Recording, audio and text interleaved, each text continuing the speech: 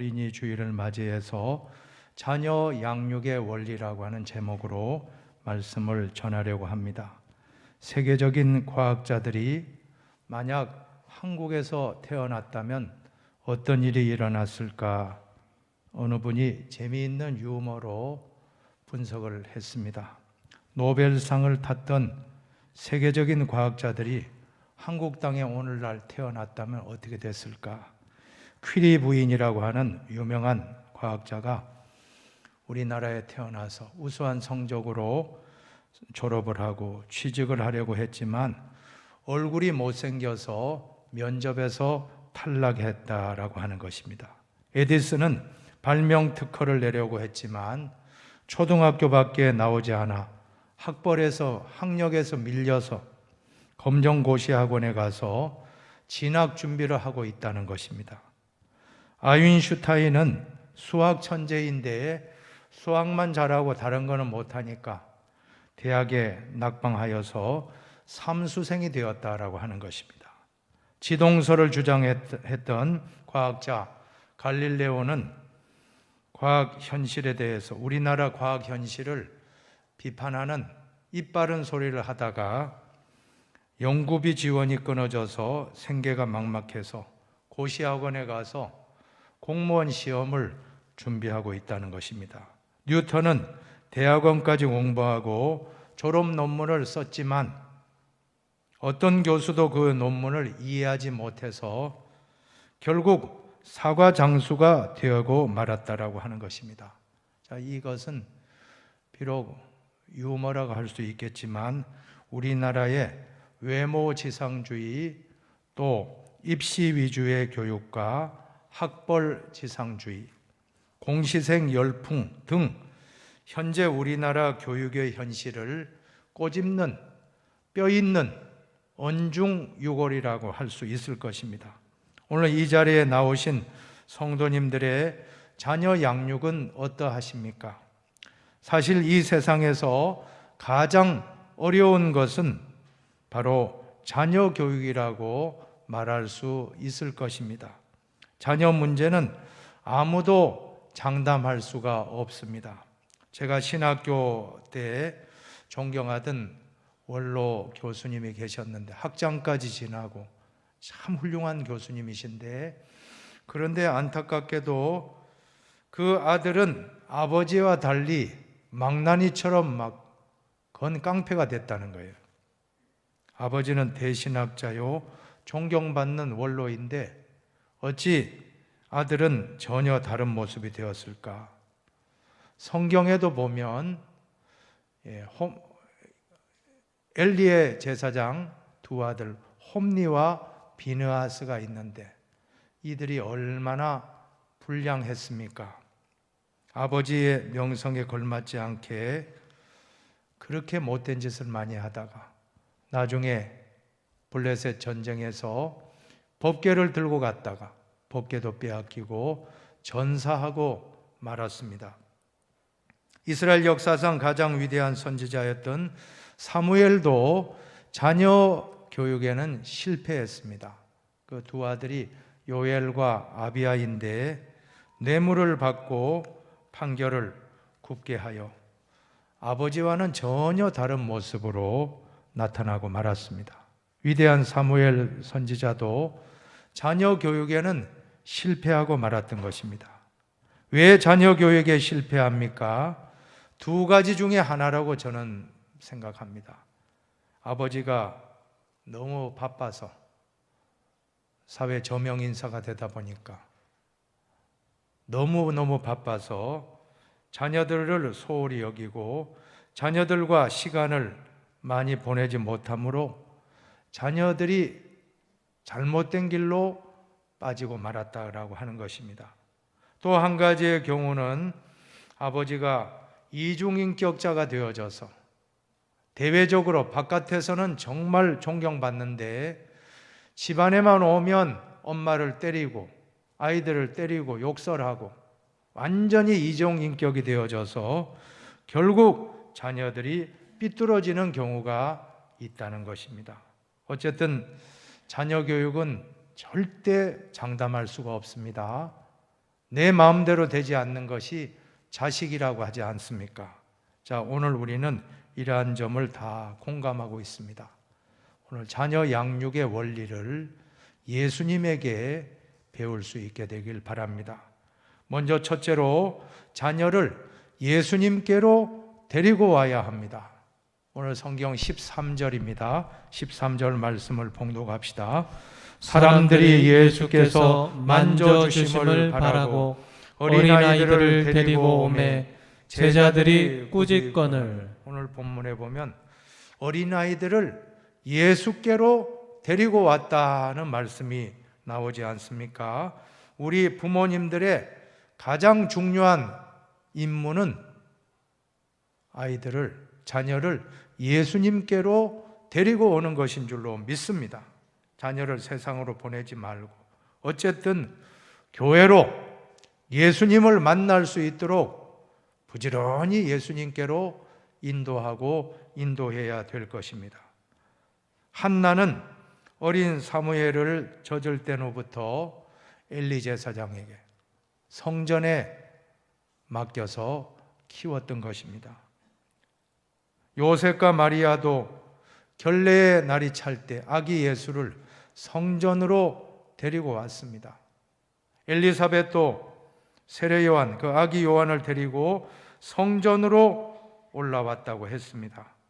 부모의 첫 번째 의무는 아이들을 예수님께로 데리고 오는 것인 줄로 믿습니다.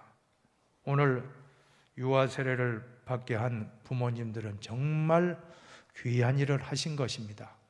이 아이들이 유아 세례를 받고 이제 영아부 유치부에서 잘 자라고 초등부, 소년부, 중등부, 고등부, 또 청년부, 장년부까지 잘 신앙생활 할 수 있도록 끝까지 잘 예수님께로 인도하는 귀한 부모님들이 꼭 되시길 바랍니다.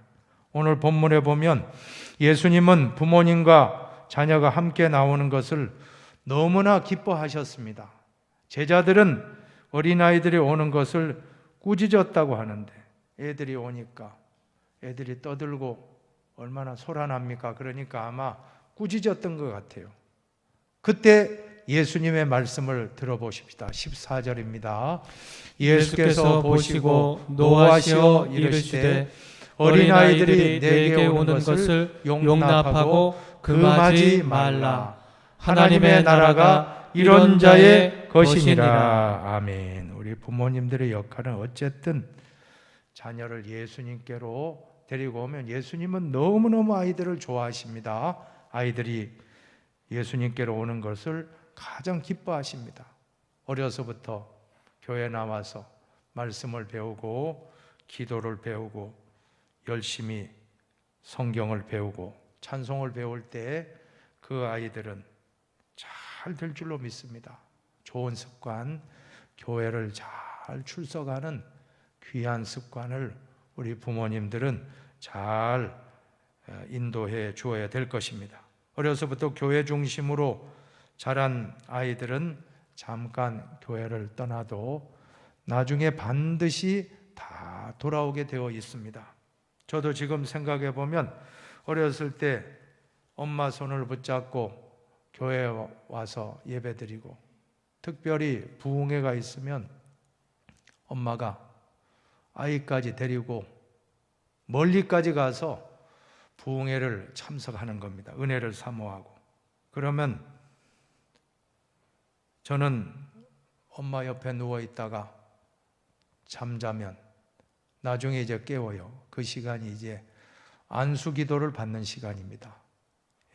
그러면 엄마가 깨워서 목사님에게 안수 기도를 받아야 된다. 제가 뭘 압니까? 그 철부지가 뭘 알겠어요. 그냥 가서 잠만 자고 안수 받은 것밖에 없어요. 그러나 지금 생각해 보면 그 철모르는 나를 교회로 인도하고 은혜 받는 자리로 인도하고 안수 받는 자리로 인도하여 잘 인도해 주셔서 오늘 내가 이렇게 목사가 되었다 생각하니까 부모님의 은혜가 너무나도 감사한 것입니다. 사랑하는 여러분, 우리 아이들이 교회에 와서 좀 떠들어도 괜찮습니다. 아이들이 떠드는 것은 당연합니다. 아이들이 떠들어도 교회 데리고 오시기 바랍니다. 예수님께도 데리고 오시기 바랍니다. 우리 아이들이 정말 교회 중심으로 잘 자라면 앞으로 그 가운데서 훌륭한 인물들이 많이 나오게 될 줄로 믿습니다. 한국교회 중직자인 목사님, 장로님, 권사님들 대부분 86%가 교회 학교 출신이라고 하는 그런 자료가 있습니다. 어려서 믿을수록 더 큰 일꾼이 되는 것입니다. 어려서부터 예수 믿으면 평생 믿는 것입니다.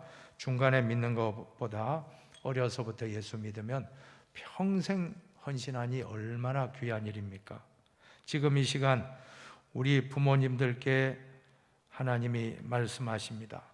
지금 내 자녀들이 어디에 있느냐? 오늘 지금 묻고 계십니다.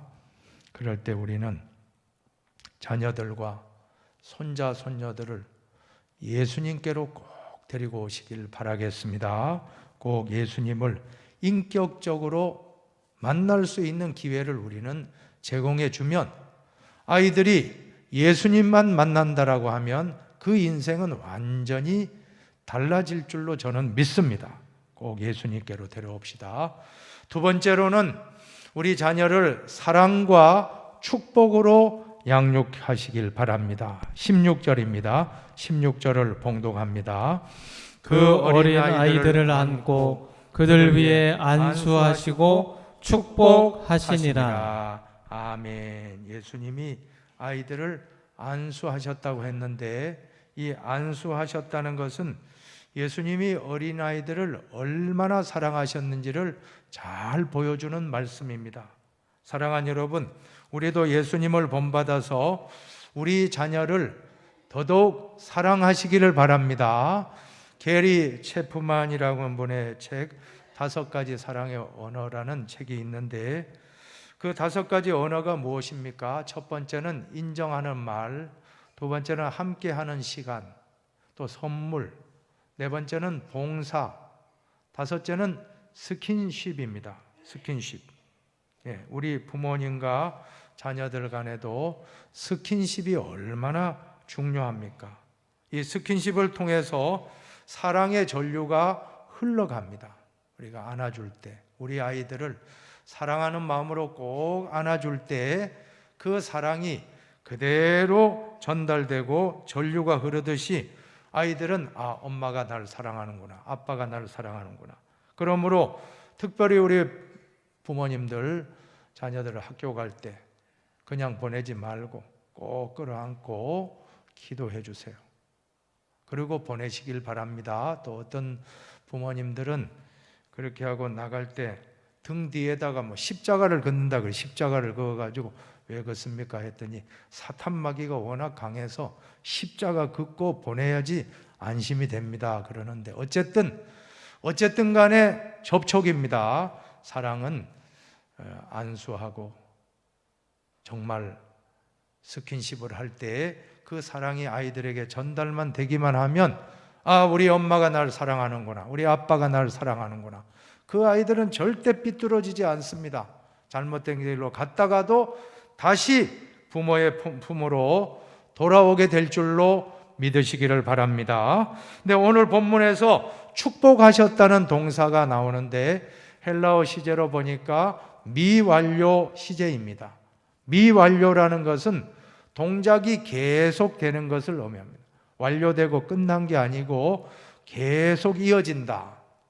우리가 자녀를 축복할 때도 일회성으로 축복하지 마시고 예수님처럼 지속적으로 축복하시기를 바라겠습니다. 우리 자녀들을 지속적으로 축복하는 좋은 방법은 여러 부모님들이 새벽 기도를 꼭 오시기 바랍니다. 새벽 기도하고 혹시 현장 예배가 오시기 어려우면 가정에서 온라인 예배를 드리고 그 다음에 잠자고 있는 우리 자녀들의 머리에 손을 얹고 축복 기도를 해주시기 바랍니다. 우리 자녀가 좋은 사람 만나게 해주시옵소서. 우리 자녀가 예수님을 만나는 인격적인 만남이 있게 해주시고 우리 자녀가 좋은 친구를 사귀고 좋은 선배 후배를 만나고 우리 자녀가 좋은 믿음의 배우자를 만나게 하여 주시고 우리 자녀가 가는 곳마다 복의 통로가 되어 많은 사람들을 축복으로 인도하는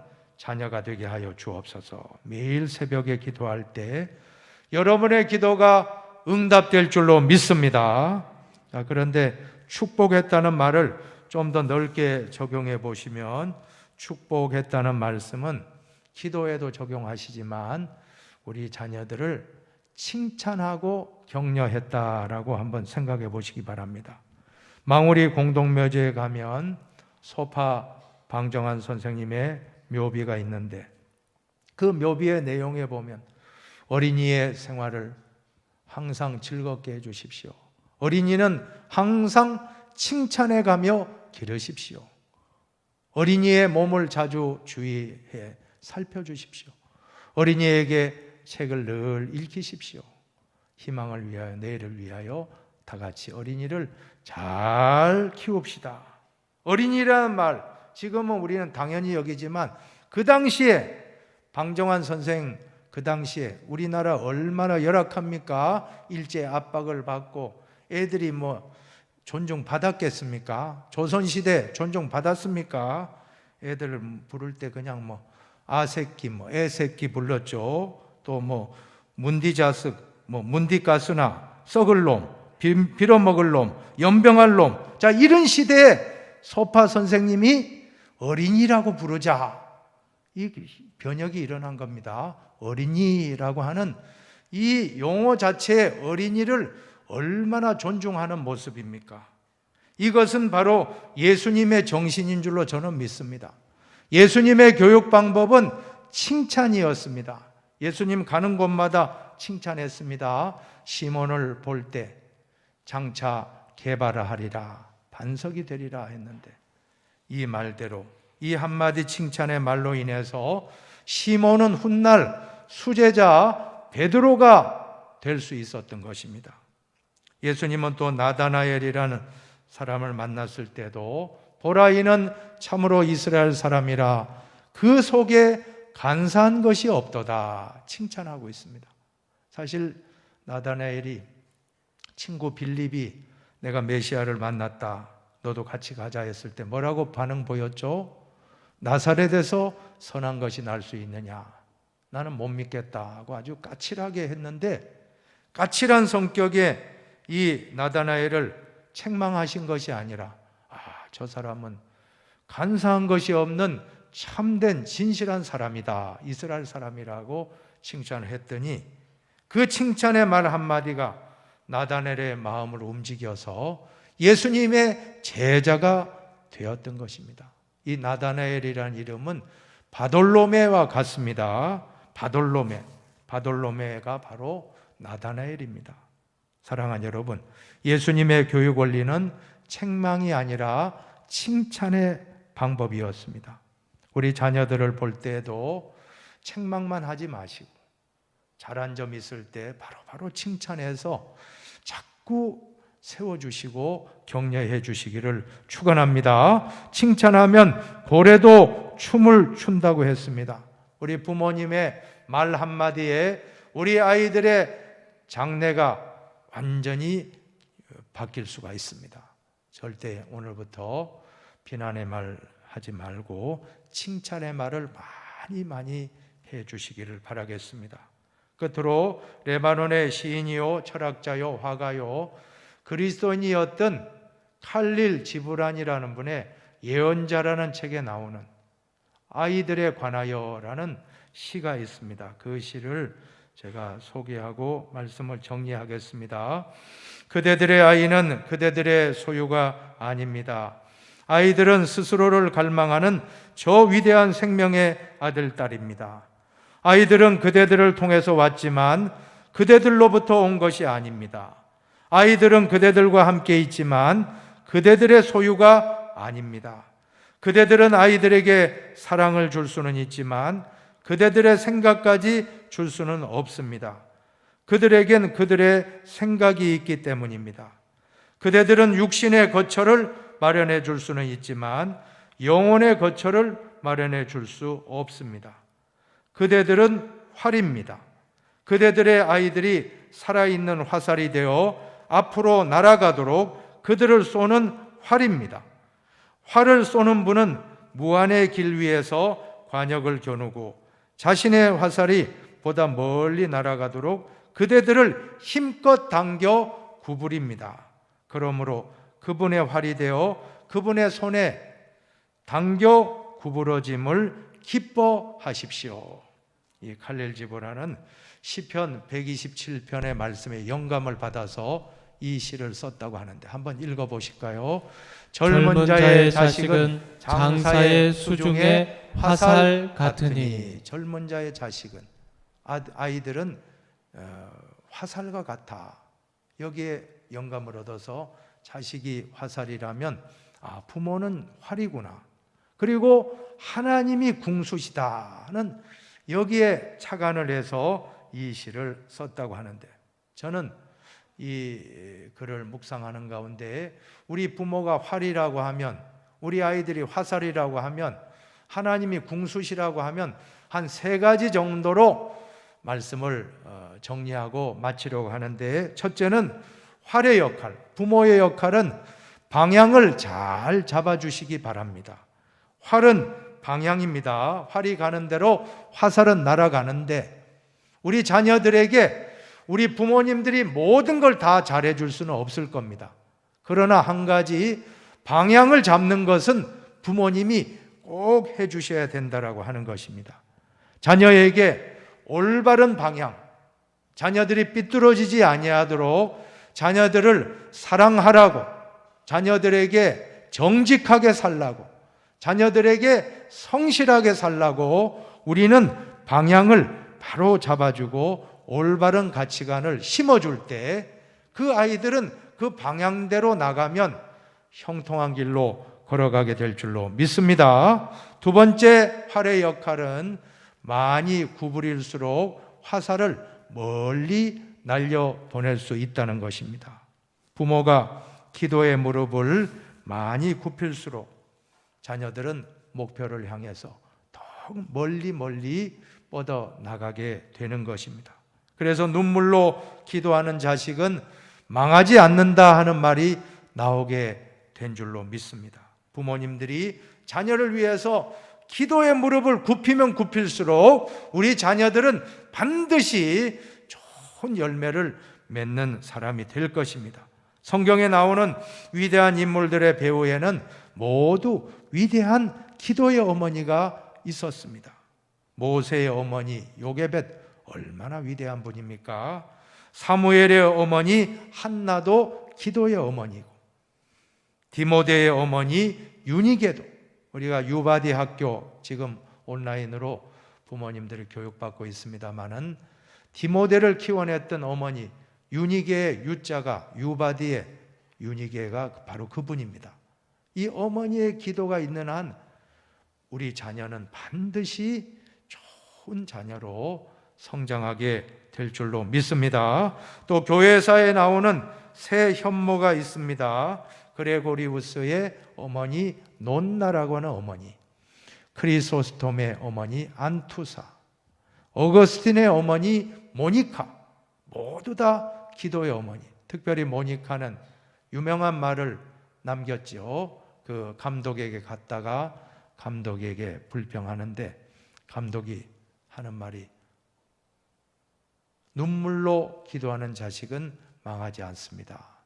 그 어거스틴이 하나님을 떠나서 방황할 때 18년 동안 눈물로 기도했는데 그 어거스틴이 돌아와서 이제 하나님을 영접하고 위대한 초대교회 교보가 되는데, 그때 그 실망하고 있는 모니카에게 어느 목사님이 한 말씀이, 눈물로 기도하는 자식은 망하지 않으니까 걱정하지 말고 돌아가라고, 불평하지 말고 감사하며 기도하면 반드시 어거스틴은 돌아오게 될 것이다 고 했는데 그대로 이루어졌던 것입니다. 세 번째, 화살의 주인은 활이 아니라 궁수시라고 하는 것입니다. 자녀의 소유권. 자녀의 소유권은 부모에게 있는 것이 아니라 하나님께 있다는 것을 꼭 믿으시기를 바랍니다. 나는 단지 화를 멀리 보내고 또 방향을 잡아주는 역할을 할 뿐, 자녀는 내 소유가 아닙니다. 자녀는 내 것이 아닙니다. 두 번만 반복해서 한번 읽어봅시다. 자녀는 내 소유가 아닙니다. 자녀는 내 것이 아닙니다. 자녀는 내 소유가 아닙니다. 자녀는 내 것이 아닙니다. 하나님께 있다는 걸 믿고 내 자녀를 내 소유로 여기지 마시고 하나님께 다 맡깁시다. 그 요게벳이 그죠? 거기에 뭐예요? 바구니에다가 딱 담아가지고는 갈대 상자에 담아서 날강에 띄운 하나님께 맡기고 띄웠잖아요. 하나님이 책임져 주셔서 모세를 하나님이 위대한 사람으로 다 세워주셨다는 거 우리가 믿고, 내가 키우는 게 아닙니다. 하나님이 키워주실 것입니다. 우리는 예수님께로 인도합시다. 예수님께 어쨌든 우리 자녀가 예수님을 인격적으로 만날 수 있는 그런 제공자가 바로 부모입니다.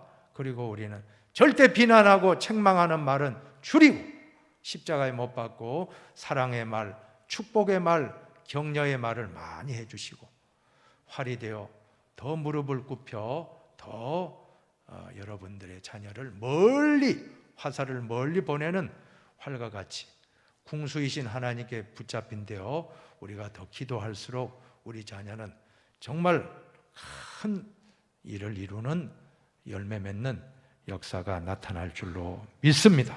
모두 다 귀한 부모의 역할을 잘 감당하시기를 진실로 부탁을 드리겠습니다. 기도하겠습니다.